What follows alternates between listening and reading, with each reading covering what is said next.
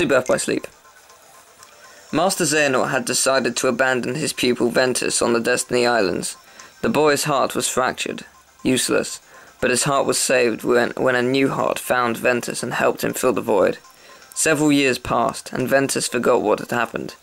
He had found a new home in the land of departure, a sacred ground defended by a long line of Keyblade Masters.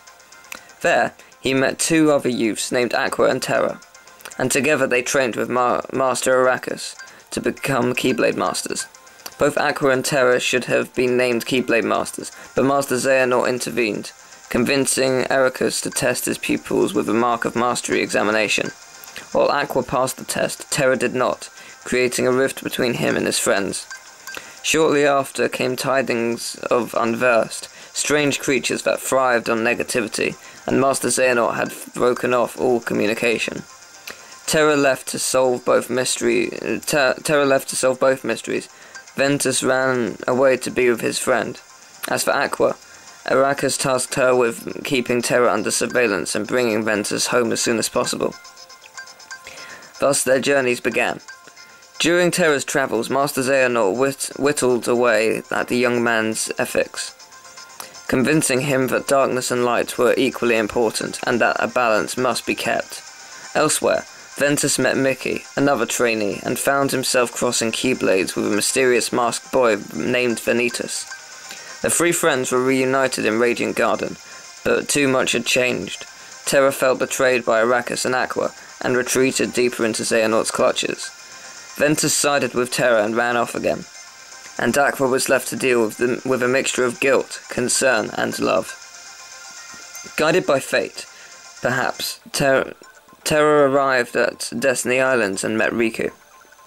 He decided to bequeath the power of the Keyblade to this little boy who reminded him so much of himself. Sometime after Aqua visited these same islands and discovered what Terra had done, she too found a kindred spirit in Riku's friend Sora, and told the boy to stick by his friend and guide him even through the darkest of times. Ventus had made a discovery of his own. While rescuing Mickey, he was confronted by Master Xehanort and learned of his connection to a weapon called the X-Blade. Ventus returned to Master Arrakis in search of answers about his past. But the truth was a disaster waiting to happen. Master Arrakis had no choice but to lock his pupil's heart away to keep the disaster contained.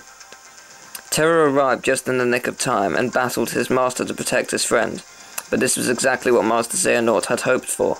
Terra watched in horror as his new mentor struck the weakened Arrakis down. He had been fooled. Terra tried to move Ventus somewhere safe, the Destiny Islands, but Vanitas, the boy with the mask, was already there. "Join with me, become the X-Blade," he said. Find then Ventus remembered the truth. Vanitas was a part of him, the darkness which had been extracted from his heart. Led by destiny, Terra, Ventus and Aqua assembled in the Keyblade graveyard. In the distance, Master Xehanort and Vanitas appeared. A violent clash ensued, and at the end of it, Terra's body was possessed by Xehanort.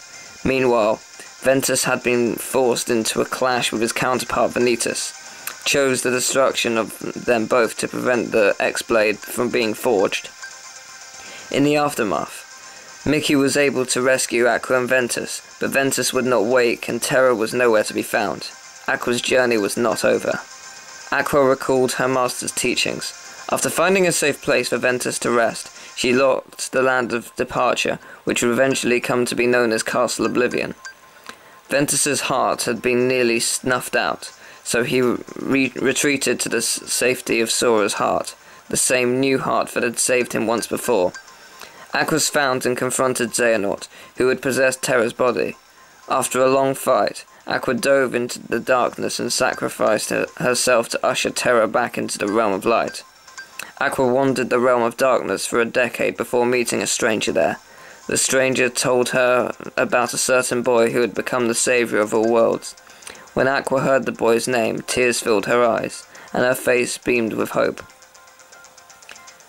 So yeah, that's why that's why Ven looks exactly like Roxas. Ven's heart is inside Sora, so when his nobody was created, it would look exactly like them. Clever, huh? I was fucking amazed. Right, 358 over 2 days. When Roxas first became part of the organization, he spent his days on missions collecting hearts and befriending another member named Axel. However, when Axel was sent to Castle Oblivion on a special mission, Roxas teamed up with organization's new 14th member, a girl named Zeon. Or Zeon, yeah, Zeon. Yeah. Exion! No, it's Zeon. Slowly, the two warmed to each other. Once Axel returned from his mission, he, Roxas, and Zeon, I'm sure it's not that, but okay, they developed a routine of ending each busy day by having ice cream atop the Twilight Town clock tower. There, they talked about work, friendship, their memories, and the meaning of a heart. One day, Zeon was ordered to dispatch an imposter, Riku, who had donned the organization's robes to protect Sora. But Zeon was overpowered and told her Keyblade was a sham. After failing a second mission, she slipped into a coma. When Zeon finally awoke, Roxas's daily routine resumed a kind of normalcy, but something in his friend had changed. Slowly, Zeon began to question her own existence. On day 255, very specific now, Zeon visited Castle Oblivion and discovered what she was. Roxas waited for Zeon at the clock tower, but she never came. The next day, he learned she had deserted the organization. Roxas tracked her down and tried to convince her to return, but Zeon drew her Keyblade threateningly. It was only once Axel appeared that he and Roxas were able to bring her back by force. After learning some of the truth about Zeon, Roxas found his own existence thrown into question. He lost faith in Axel and the organization, who had kept so much hidden from him, and decided to run away. Meanwhile, Zeon had tracked down a girl named Namine, and decided to return her share of Sora's memories to their owner. Axel hunted her down and made a double-edged promise. Keep running. I'll always be there to bring you back. After barely managing to keep that promise, Axel collapsed, and Xemnas, the organization's leader, took Zeon away. Aimlessly, Roxas found himself wandering toward the clock tower. There Zeon revealed herself to not be a her at all, but a faceless puppet that the organization had created as a cage for Sora's memories. The last of those memories were inside Roxas. Sora's nobody, and she would have to take them from him to become a complete Sora's replica. The two fought and Zeon got her wish. She was defeated, as the memories that made her up returned to Sora. She ceased to exist, and vanished from the minds of all who knew her. Confused and angry, Roxas decided to challenge Xemnas and the organization, free the hearts they had collected, and destroy Kingdom Hearts. But Roxas was not strong enough to win, and if he fell here, Sora would never awaken, so Riku confronted him. In his mind, Riku heard the last wishes of a girl whose name he could no longer remember.